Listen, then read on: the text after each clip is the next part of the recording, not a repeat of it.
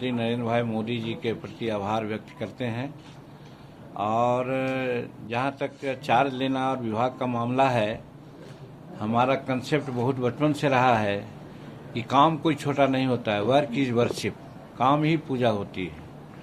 और जब विभाग मिला, कल लिफाफ हमने खोला तो माइक्रो और स्मॉल और मीडियम इंडस्ट्रीज के बारे में देखा तो मन में बात खुश हुई कि हाँ ठीक है, विभाग है, अच्छा है, देखेंगे। प्रधानमंत्री को सब कोई जा रहे थे, हमने भी उनसे मिलने का काम किया।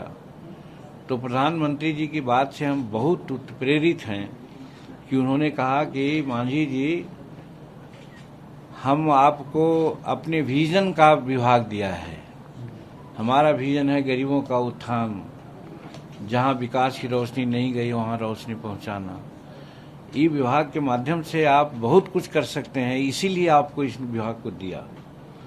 हम विभाग के सारे जो सब्सटेंस होते हैं, इसके जो सारांश होते हैं, इसी बात से हम समझ गए।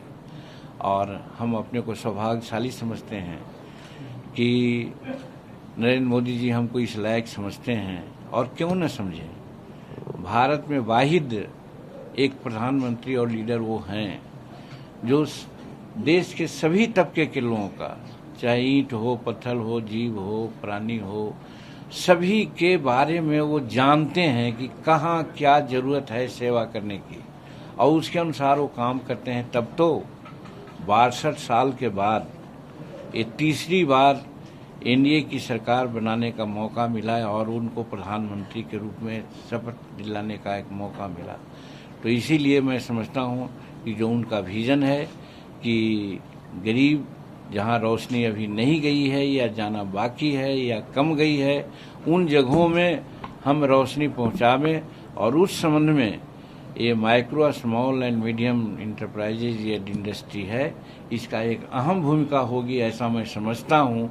वैसे डिटेल यहाँ समझने के लिए आए हैं। और हमारा एक गुड लक भी है कि हमारे साथ राज्य मंत्री के रूप में मैडम आई हैं। ये भी एक अनुभव के धनी पॉलिटिशियन है।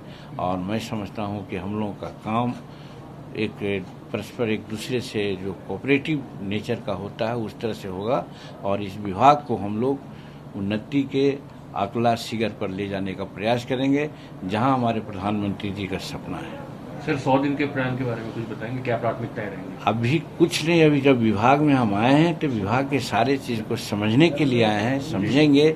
और उसी समय 100 दिन का, 200 दिन का, जिस प्रकार से प्रधानमंत्री जी का आदेश है उसी के अनुरूप हम लोग प्लान बनाएंगे। सर, आप तो बहुत खुश हैं, लेकिन वो बिहार के नेता है तेजस्वी, उन्होंने बोला है कि बिहार को चुनना पड़ा दिया इस मंत्रालय में। देखिए, दूसरे के बारे में कहने का हमको बहुत कम आदत है।